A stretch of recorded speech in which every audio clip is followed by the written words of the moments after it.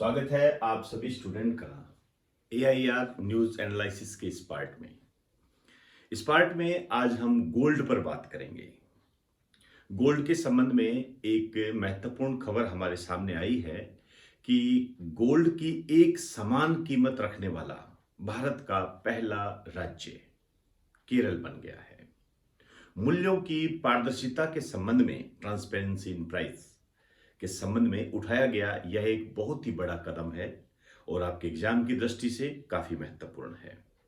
लेकिन क्वेश्चन कैसे बनेंगे, किस तरीके से एग्जामिनर इसको कई एंगल में डिवाइड करके आपसे पूछ सकता है, उस पर हम बात करेंगे। आइए स्टार्ट करते हैं।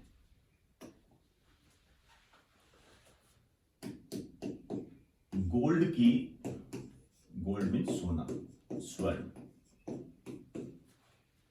एक समान कीमत रखने वाला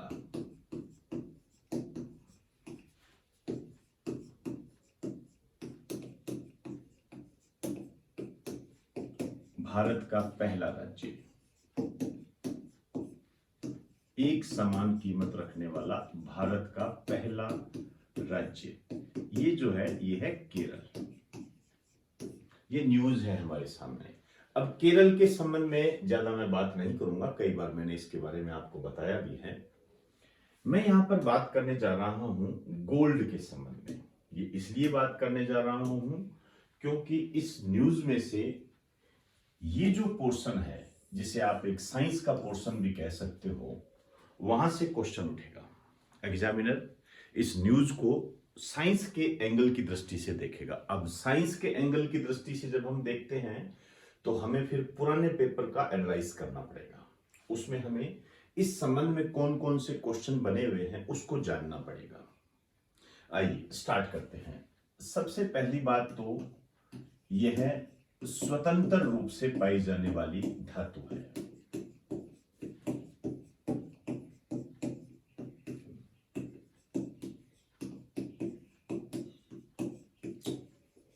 स्वतंत्र रूप से पाई जाने वाली धातु है, मेटल है ये। और धातुओं में सर्वाधिक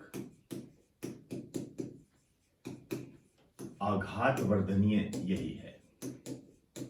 सबसे ज्यादा जो आघात वर्धनीय है वो यही धातु है। ध्यान रखें, ऑनलाइन ऑफलाइन के बच्चे ये विशेष रूप से ध्यान दें कि जहां भी मैंने आपको गोल्ड करवाया है, याद कीजिए जब हम केमिस्ट्री में मेटल करते हैं तब वहां मैं आपको गोल्ड के बारे में बताता हूं। तो जो बात यहां आपके सामने एक नई आई है कि केरल भारत का पहला राज्य है जिसने सोने की एक समान कीमत रखी है, तो वहां पर आप जाकर इसको एक नोट डालकर लिख दीजिए। इससे आपके नोट सिस्टमेटिक और अपडेटेड हो जाएंगे। और भी कई बातें हैं, जैसे धातुओं में सबसे ज्यादा आघात वर्धनीयता किसकी होती है? गोल्ड की होती है। अब आप देखिए, इसका जो एटॉमिक नंबर है, परमाणु क्रमांक बोलते हैं इसको, ये है 79। 79 इसका एटॉमिक नंबर है। और इसका जो सिंबल है, ग्रुप डी टाइप के एग्जाम में इस टाइप के क्वेश्चन भी बने हुए हैं कि ये किस धातु का सिंबल है, AU। और अब AU इसका सिंबल है। अब धातुओं की जो एक समान कीमत रखी है, सोने की जो एक समान कीमत रखी है, ये कैरेट के संबंध में है। आप जानते हो कि कैरेट के संदर्भ में हम गोल्ड को देखते हैं। आप कभी आभूषण खरीदने जाते हो तो भी वहां पर आपको ये कहा जाता है कि इतने कैरेट का है, ये इतने कैरेट का है। तो ये जो समान कीमत रखी है ये 22 कैरेट की रखी है, 22 कैरेट की। और इसी से ही आभूषण बनाए जाते हैं, क्योंकि 24 कैरेट जो कि शुद्ध होता है उससे तो आभूषण बनते नहीं है। यहां पर मैं बात करने जा रहा हूं प्राइमरी गोल्ड की, प्राथमिक सोना। प्राथमिक सोना जो होता है ये 24 कैरेट का होता है और इसे ही हम कहते हैं शुद्ध सोना, प्योर गोल्ड। प्योर गोल्ड के रूप में इसको जाना जाता है, शुद्ध सोना। लेकिन वही बात है, इससे आभूषण नहीं बनाए जा सकते, ज्वेलरी नहीं बनाई जा सकती, क्योंकि ये भंगूर होते हैं।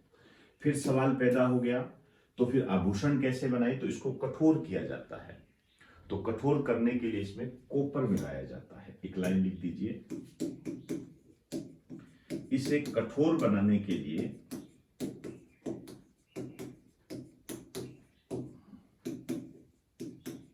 इसमें कॉपर मिलाया जाता है। कॉपर, तांबा।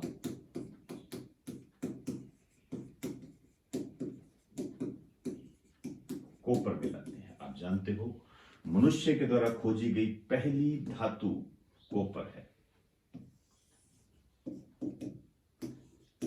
मानव के द्वारा खोजी गई पहली धातु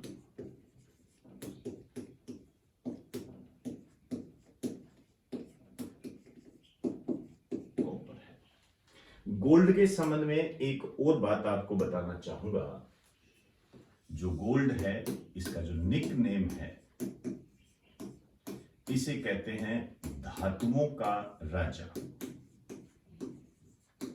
किंग ऑफ मेटल्स।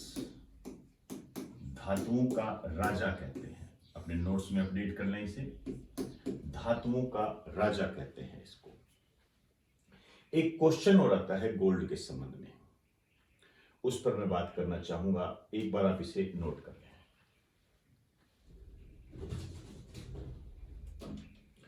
क्वेश्चन ये है कि 18 कैरेट सोने में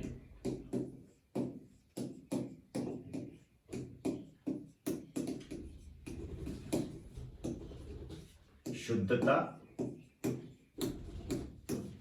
व अशुद्धता का प्रतिशत कितना है? ये वैसे दो क्वेश्चन बता दिए मैंने आपको। दोनों अलग अलग रूप में पूछे जाते हैं कि शुद्धता कितनी होती है। तो 18 कैरेट अपने आप में यह कैरेट बता रहा है, तो इतना गोल्ड है, मतलब शुद्ध है ये। 24, क्योंकि हम प्राइमरी गोल्ड लेके चलते हैं, इंटू 100। तो आप देख लीजिए, ये हो जाएगा 75%। इतना ही हुआ ना, ये देख लेना भैया आप।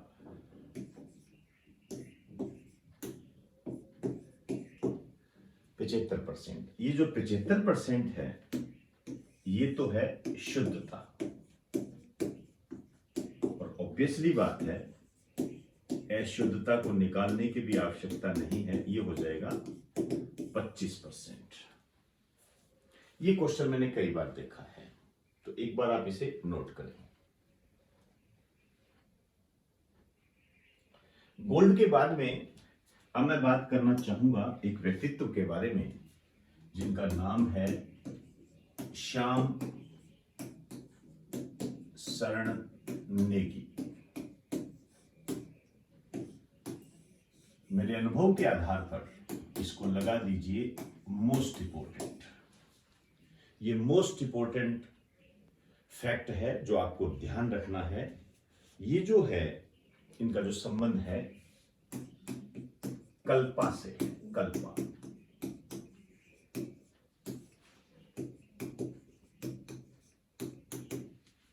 कल्पा, ये स्थान आपको विशेष रूप से ध्यान देना पड़ेगा कल्पा के बारे में। ये किन्नौर में पड़ता है, और जो किन्नौर है ये है हिमाचल प्रदेश में। श्याम शरण नेगी जो है, भारत के पहले मतदाता है। फर्स्ट वोटर, मतलब जब भारत आजाद हुआ था और जब वोटर लिस्ट में बनी थी, तो सबसे पहले इनका ही नाम लिखा गया था। लेकिन दुख की बात यह है कि इनका निधन हो गया है, और इनका निधन हुआ है नवंबर 2022 में। भारत का जो चुनाव आयोग है, उसके ये ब्रांड एम्बेसडर भी है।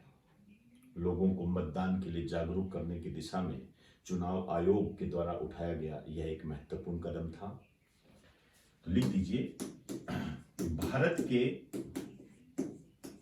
चुनाव आयोग के ब्रांड एम्बेसडर थे।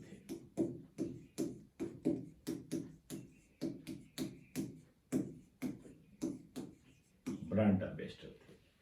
मतदाता के संबंध में यदि मैं आपसे एक बात कहूं तो राष्ट्रीय मतदाता दिवस, नेशनल वोटर डे, ये फैक्ट आपके लिए महत्वपूर्ण है। ये मनाया जाता है 25 जनवरी को। मैंने एक दो दिन पहले ही आपको बताया था 25 जनवरी 1950 को चुनाव आयोग की स्थापना हुई थी। इसी कारण से 25 जनवरी को वर्ष 2011 से राष्ट्रीय मतदाता दिवस के रूप में मनाया जाता है। मतदाताओं को, लोगों को मतदान के लिए प्रेरित करना इसका उद्देश्य है। तो एक बार आप इसे नोट कर लें।